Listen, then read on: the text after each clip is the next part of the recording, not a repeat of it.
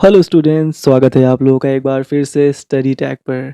और video start करने से पहले अगर आप इस चैनल पर नए हैं तो प्लीज़ चैनल को सब्सक्राइब ज़रूर करें और शेयर करें अपने उन दोस्तों को जिन्हें इसकी ज़रूरत है, क्योंकि आपके सपोर्ट से ही थोड़ी सी मोटिवेशन मिलती है ताकि आपके लिए और मेहनत की जाए। ठीक है, तो आज हम पढ़ेंगे BHIC 131 इग्नू स्टूडेंट्स के लिए ये वीडियो है, जो है इकाई 3 भारतीय इतिहास, प्राकृतिक विशेषताएं, गठन एवं लक्षण। तो ये आपके बुक के रूपरेखा के अकॉर्डिंग है, कोई दिक्कत वाली बात नहीं है। कोई भी डाउट हो तो कमेंट सेक्शन आपके लिए खुला हुआ है, वहाँ आप पूछ सकते हैं। तो चलिए इसे स्टार्ट करते हैं। सबसे पहले है इस इकाई का उद्देश्य। इस इकाई का मुख्य उद्देश्य ये समझाना है कि भारत की प्राकृतिक विशेषताओं ने उसके इतिहास को किस तरह प्रभावित किया। भारत का भूगोल बहुत विविध है, इसलिए अलग अलग क्षेत्रों में समाज, राजनीति, अर्थव्यवस्था और संस्कृति का विकास अलग गति से हुआ है। यहाँ का जो एटमॉस्फेयर है, वहाँ के अलग तरीके से इसका विकास हुआ है। इस इकाई का लक्ष्य आपको ये बताना है कि किसी क्षेत्र की मिट्टी, जल स्रोत, जलवायु, पहाड़, मैदान और नदियाँ जैसी चीज़ें वहाँ के ऐतिहासिक विकास को कैसे दिशा देती हैं, हमें ये समझना है इस इकाई के अंदर।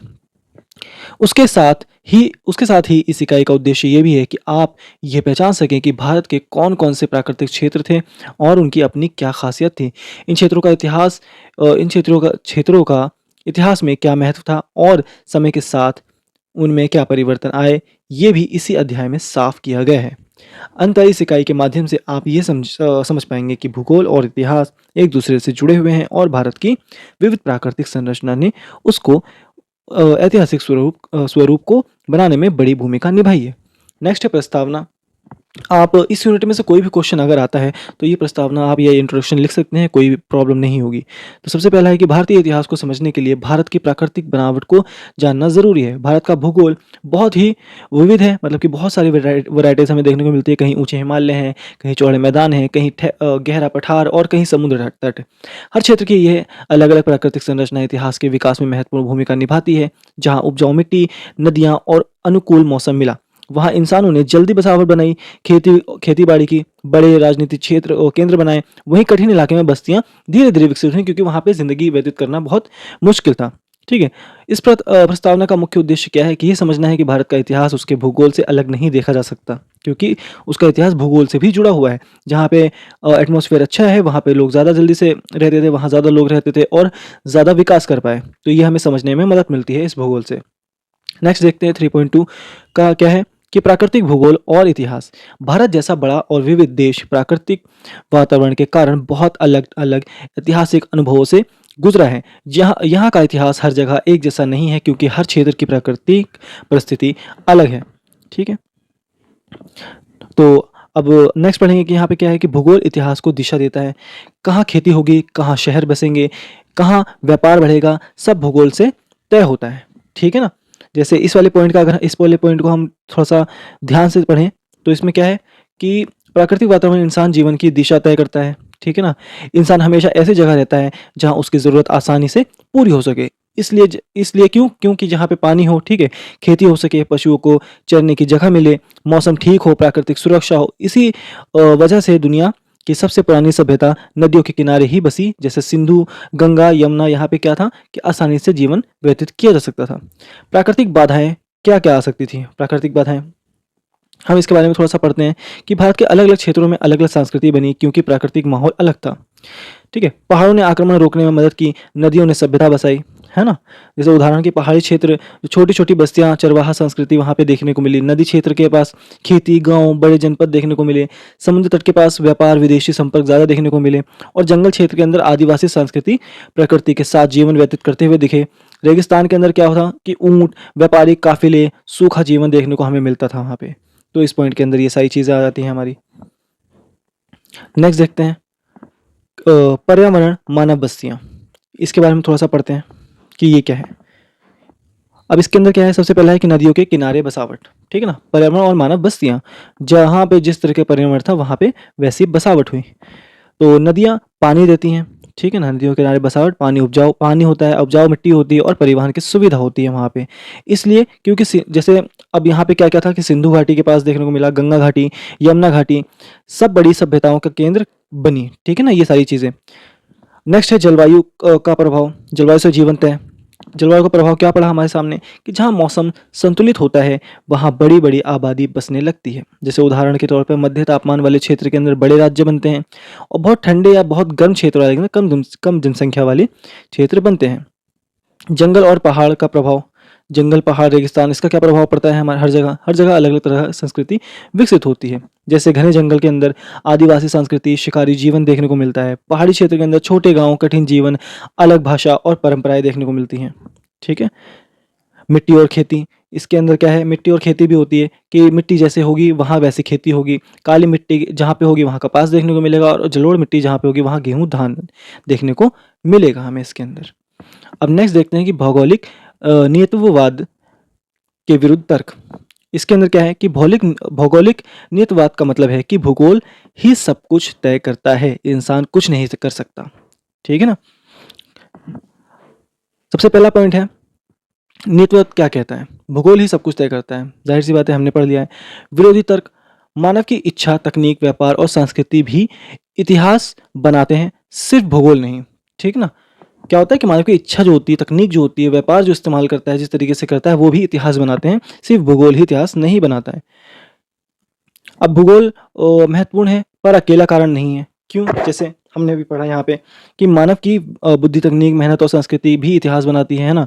तकनीक से भूगोल की सीमाएं टूट जाती हैं। जैसे लोहे के औजार आने से जंगल कटे, सड़कें और पुल बनने से पहाड़ जो हैं, पहाड़ की बाधाएं जो कम हुई। ठीक है ना। जैसे पहाड़ चढ़ के जो जाते थे उसकी बाधाएं कम हुई। समुद्री जहाज़ों से दूरी को जो समस्याएं थी, दूरी की जो समस्याएं नहीं रही, समुद्री जहाज अब बने, तो जिससे क्या हो कि इतिहास बदला। सिर्फ भूगोल नहीं इतिहास नहीं बनाया, जबकि मानव की जो ताकत थी, जो मानव का जो विवेक था, उससे भी कहते हैं इतिहास बदला। नेक्स्ट हम पढ़ेंगे अगला कि विरोधी तर्क, ये हमने पढ़ लिया। अगला है राजनीति। नेक्स्ट पढ़ेंगे हम कि राजनीति और आर्थिक फैसले भी इतिहास बदलते हैं, है ना। इसके अंदर पॉइंट वो ऐड नहीं है। उसके क्या है कि कई बार भूगोल कमजोर होता है पर समाज मजबूत फैसले लेकर आगे बढ़ता है। जैसे उदाहरण का दक्कन का कठोर पठार फिर भी शक्तिशाली सतवाहन और चालुक्य। ठीक है। राजस्थान सूखा है फिर भी मारवाड़ी व्यापारी का विकास हुआ वहां पे। कश्मीर पहाड़ों में बंद है फिर भी सांस्कृतिक केंद्र बना। इसलिए भूगोल जरूरी है पर इतिहास पूरी तरह उससे तय नहीं होता है कि नहीं। तो नेक्स्ट पढ़ते हैं। नेक्स्ट क्या है 3.3 का आधारभूत भू आकृति विभाजन। भारत के 5 मुख्य प्राकृतिक हिस्से हैं जो हैं हिमालय क्षेत्र, उत्तरी मैदान, मरुस्थल, प्रायद्वीप, पठार, तटीय क्षेत्र और द्वीप। हर क्षेत्र के अनुसार जीवन और इतिहास अलग अलग बना है। तो इनके बारे में हम थोड़ा सा डिटेल में पढ़ेंगे। सबसे पहले पढ़ते हैं इस वाले पॉइंट के बारे में, हिमालय क्षेत्र के बारे में। हिमालय क्षेत्र के बारे में क्या है कि भारत का सबसे ऊंचा और विशाल पर्वत क्षेत्र है। इसका कारण क्या है कि उत्तरी सीमा सुरक्षित रही। ठीक है। नदियां पैदा हुई, ठंडी हवाएं भारत तक पूरी तरह नहीं आई, अलग सांस्कृतिक विकसित हुई। इतिहास में इस क्षेत्र ने आक्रमणों को रोकने और जलवायु बनाने में बड़ी भूमिका निभाई है। दूसरा है उत्तरी मैदान। इसके बारे में थोड़ा सा पढ़ते हैं। उत्तरी मैदान के अंदर क्या क्या आता है, गंगा और सिंधु के मैदान यहाँ पे देखने को मिलते हैं, जो बनते हैं यहाँ पे उत्तरी मैदान। ये मैदान दुनिया के सबसे उपजाऊ मैदान में से एक हैं। यहाँ बड़ी आबादी बसी है, कृषि तेजी से विकसित हुई है, बड़े बड़े राज्य बने जैसे मगध, मौर्य, गुप्त। ठीक है। उपजाऊ मिट्टी प्लस नदियों का पानी, यह ऐतिहासिक विकास की सबसे बड़ी वजह है। अब नेक्स्ट हम पढ़ेंगे मरुस्थल के बारे में। ठीक है। मरुस्थल के बारे में पढ़ते हैं। मरुस्थल क्या है, मरुस्थल और शुष्क क्षेत्र यहाँ पे देखने को मिलता है हमें। राजस्थान का थार मरुस्थल, यहाँ जीवन कठिन है लेकिन ऊंट व्यापार काफी है। किलेबंदी है यहाँ पे, मारवाड़ी व्यापारी संस्कृति बड़ी मात्रा में विकसित हुई है। ठीक है। और अगला है प्रायद्वीपीय पठार। अब इसके बारे में थोड़ा सा समझ लेते हैं क्या है कि प्रायद्वीपीय पठार ये एक ऊंचा चट्टानी और पत्थरों वाला क्षेत्र है। यहाँ काली मिट्टी, जहाँ पे सूती की खेती होती है, खनिज जहाँ पे लोहा तांबा मिलता है। प्राचीन सभ्यताएं धीरे धीरे विकसित हुई। दक्षिण भारत के मजबूत राज्यों की नींव पड़ी। चोल, चालुक्य, राष्ट्रकूट, यहीं पे इनकी नींव पड़ी। अगला है तटीय क्षेत्र। तटीय क्षेत्र के बारे में हम थोड़ा सा पढ़ लेते हैं कि इसके बारे में क्या है। ठीक है। भारत का समुद्री किनारा बहुत लंबा है। ये क्षेत्र व्यापार केंद्र बना, बंदरगाह बने, यहाँ पे समुद्री यात्राएं हुई और विदेशी संस्कृतियों के संपर्क का मुख्य मार्ग था। जैसे सिंधु, गुजरात, तमिलनाडु, कोच्चि जैसे क्षेत्र तटीय व्यापार के कारण तटीय व्यापार के कारण समृद्ध हुए, मतलब कि बढ़े। ठीक ना। अब नेक्स्ट हम पढ़ेंगे यहाँ पे 3.4 का क्षेत्रीय प्राकृतिक विशेषताएं। जो हर क्षेत्र की क्या प्राकृतिक विशेषताएं हैं उसके बारे में हम पढ़ेंगे। सबसे पहला पढ़ते हैं कि हिमालय और पश्चिमी सीमा प्रदेश, इसके बारे में अब क्या है। सबसे पहला है कि प्राकृतिक सुरक्षा हमें इससे मिलती है, बाहरी आक्रमण से बचाता है ये। नदियों का जन्म स्थान गंगा, यमुना, सिंधु यहीं से निकलती है। अगला है चरवाहों और पहाड़ी समाजों का विकास होता है यहाँ से, ये इसकी विशेषताएं हो गई। नेक्स्ट है सिंधु का मैदान। यहाँ पे क्या देखने को मिलता है, उपजाऊ मिट्टी, सीधी भूमि और व्यापार मार्ग यहाँ पे काफ़ी है। पश्चिमी एशिया से जुड़ाव काफ़ी हमें यहाँ पे देखने को मिलता है। गांगे उत्तरी भारत भारत का सबसे घना क्षेत्र है। खेती, सभ्यता और बड़े राज्य यहीं बने।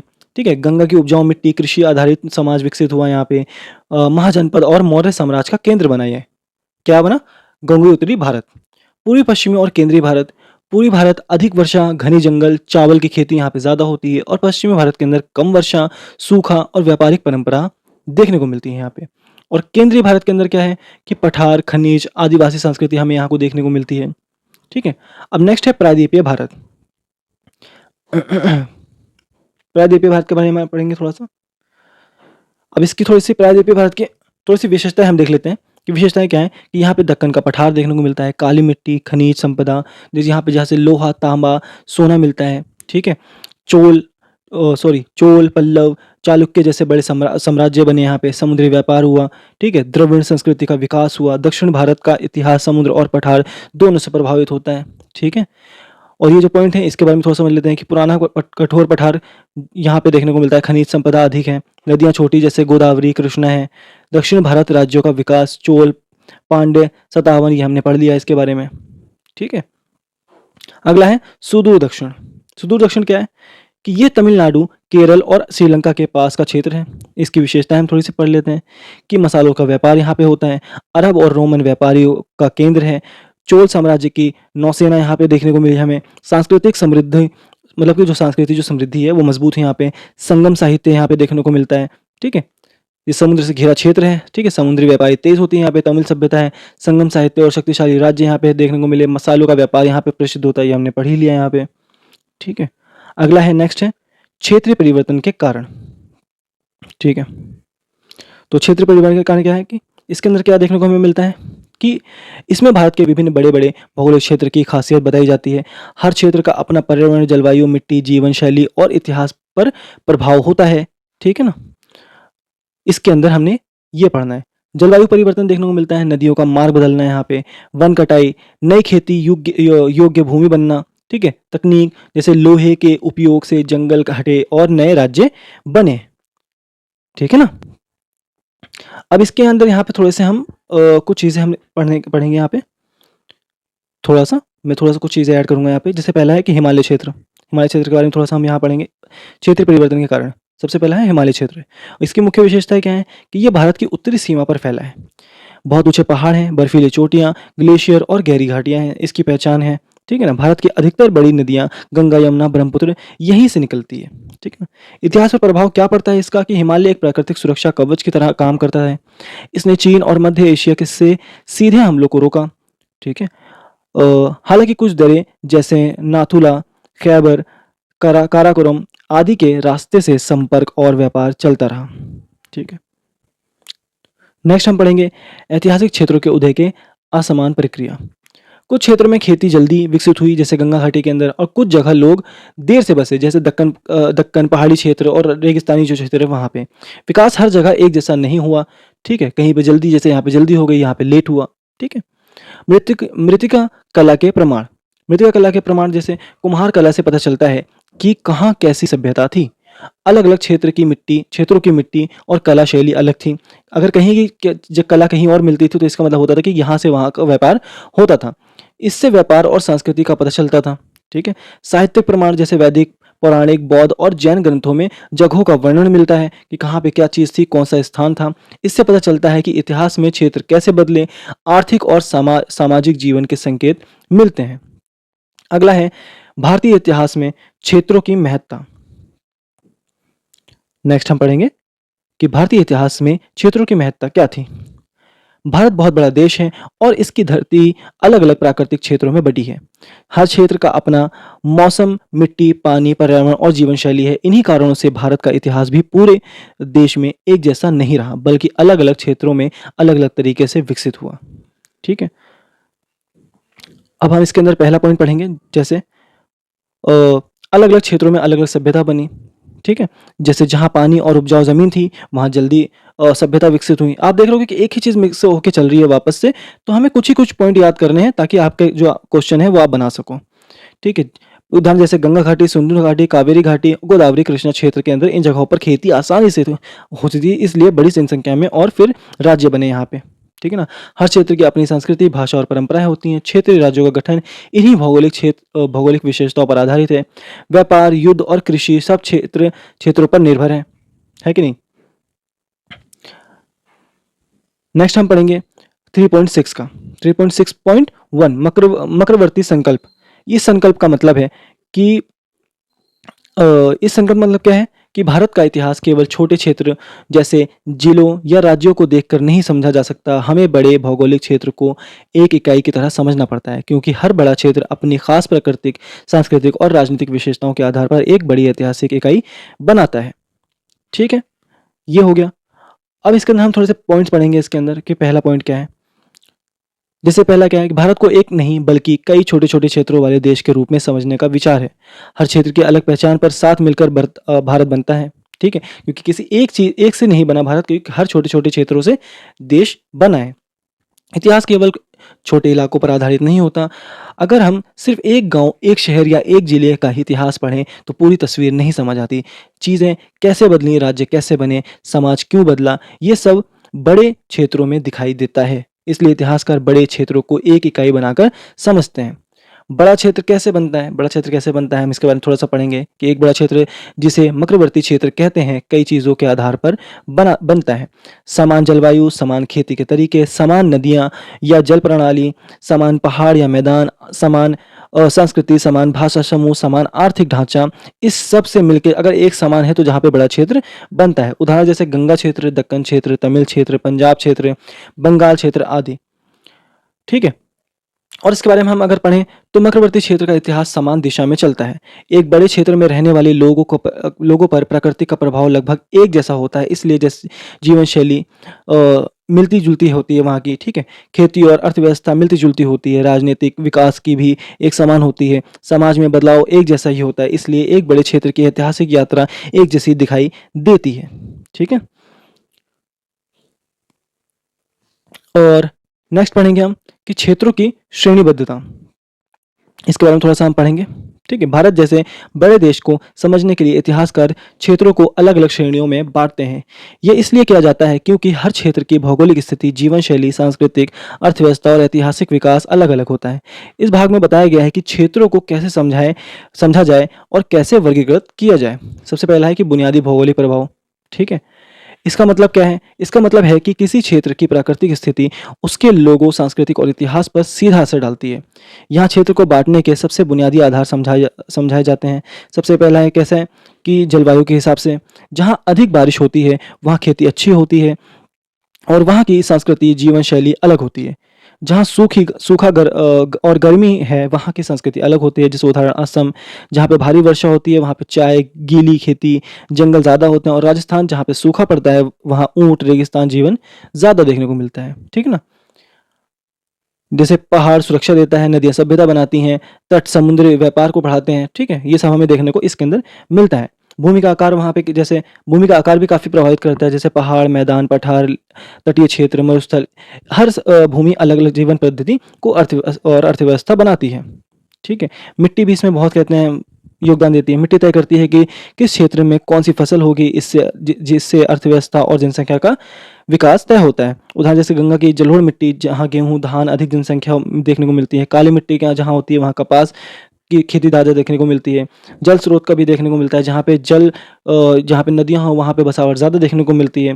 प्राकृतिक सुरक्षा, जहाँ पे हिमालय हों, वहाँ उत्तर से सुरक्षा मिलती है। पंजाब का मैदान विदेशी आक्रमण का रास्ता जो है वो रोकता है। ठीक है?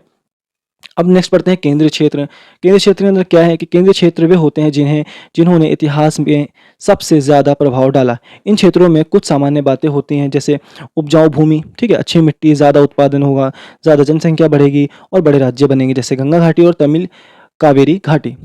ठीक है, गंगा घाटी जैसे क्षेत्र इतिहास में केंद्र बने। जनसंख्या, खेती और व्यापार इनको शक्तिशाली बनाते हैं। बड़े साम्राज्य का जन्म कैसे हुआ? केंद्रीय क्षेत्रों में अक्सर बड़े राजवंश पैदा होते हैं और फैलते हैं। उदाहरण के जैसे मगध, मौर्य साम्राज्य, गुप्त साम्राज्य, तमिल क्षेत्र, चोल, ये सब हो गए। ठीक है, व्यापार और नगरों का विकास कैसे हुआ? केंद्रीय क्षेत्र व्यापार और संस्कृति के बड़े केंद्र बनते हैं, जैसे उदाहरण वाराणसी, पाटलिपुत्र, कांचीपुरम, उज्जैन। ठीक है, राजनीतिक स्थिति यहाँ की कैसी होती है केंद्रीय क्षेत्र की?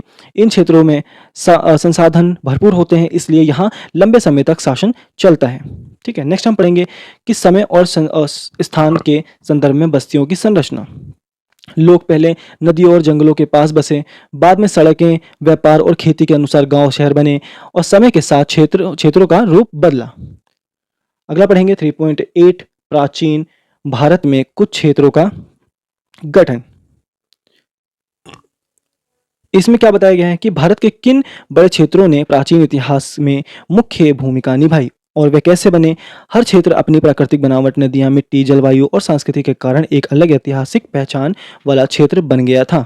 ठीक है, इसमें हम थोड़ा सा ये पढ़ेंगे, इसके अंदर पॉइंट लिखे हैं कि गंगा घाटी ये सबसे उपजाऊ है, बड़े बड़े राज्य यही बने, जैसे मगध, कोसल और वाराणसी। ठीक है, कृषि और व्यापार का केंद्र बना, कौन सा बना? गंगा घाटी। तमिल देश के अंदर क्या हुआ? तमिल देश के अंदर थोड़ा सा हम इसके अंदर देखते हैं कि तमिल क्षेत्र दक्षिण भारत का सबसे प्राचीन और सांस्कृतिक रूप से विकसित क्षेत्र है। यह आधुनिक तमिलनाडु, केरला का कुछ भाग और श्रीलंका के उत्तरी हिस्से को शामिल करता है। ठीक है, यहाँ पे संगम संस्कृति देखने को मिलती है। चोल, पांड्य, चेर जैसे राज्य यहाँ पे बने। समुद्री व्यापार बहुत तेज हुआ। ठीक है ना। दक्कन, आंध्र एवं महाराष्ट्र, यहाँ ये पूरा इलाका भूमि वाला है। यह नर्मदा, गोदावरी, कृष्णा और तुंगभद्रा नदी तंत्र से प्रभावित है।